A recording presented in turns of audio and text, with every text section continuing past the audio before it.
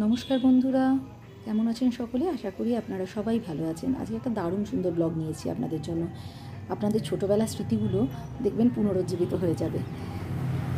ঝুলন কার না ভালো লাগে বলুন তো? আমরা ছোটোবেলায় সেই ঝুলন সাজাতাম, মনে আছে? কাদা দিয়ে মানে কাপড়ে ডুবিয়ে কাপড়টাকে পাহাড় বানানো, কাঠগুলো রং করে, ঠিক সেই ঝুলন। এটা একটু বড় সাইজের। তো এখানে ঝুলন হয়েছে এই শুনে আমি আর নিজেকে সামলাতে পারলাম না, চলে আসলাম আর আপনাদের জন্য ব্লগ তৈরি করতে শুরু করে দিলাম। এখানে এটা ভেতরে ঢোকার পথ। আর এই ঝুলনটা তৈরি হয়েছিল, মানে ওরা করেছিল হচ্ছে গিয়ে রাখি পূর্ণিমার দিন থেকে জন্মাষ্টমী অবধি ছিল, 1 সপ্তাহ মতো। লম্বা লাইন পড়েছে, প্রচণ্ড ভিড়। এতক্ষণ লাইন দিয়ে দাঁড়িয়ে প্রথমে ভাবিনি যে এত সুন্দর একটা ঝুলন দেখতে পাবো। বাইরেটাই ভাল লাগছিল, কিন্তু ভেতরে যে এত সুন্দর অনুষ্ঠানটা হচ্ছে এটা বোঝা যাচ্ছিল না বাইরে থেকে। আর ভেতরে কী আছে এটাও বোঝা যাচ্ছিল না।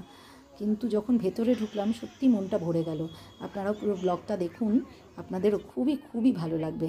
এবার চলুন ভেতরটা আমরা দেখি। পুরো সম্ভব হয়নি পুরোটা নেওয়া, যতটা পেরেছি নেওয়ার চেষ্টা করেছি। এরা লাইটটা অফ করে দিচ্ছিল বারবার, কারণ বাইরে যদি ফটোটা চলে যায় তাহলে বেশি লোক এখানে আর ভিড় করবে না, তো ওরা চাইছিল না। তার মধ্যেই আমি যতটা আর কি তুলতে পেরেছি।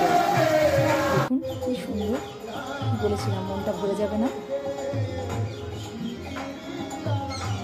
শ্রীকৃষ্ণের তালের সাথে যেন তখন নিজেকে মিলিয়ে ফেলেছিলাম। এত ভালো লাগছে, এত ভালো লেগেছে, খুব খুব সুন্দর। সত্যি বলছি, চোখে না দেখলে এটা যতটা মানে ক্যামেরায় নিতে পেরেছি, মনে হচ্ছে তার সিকিভাগও নিয়ে উঠতে পারিনি।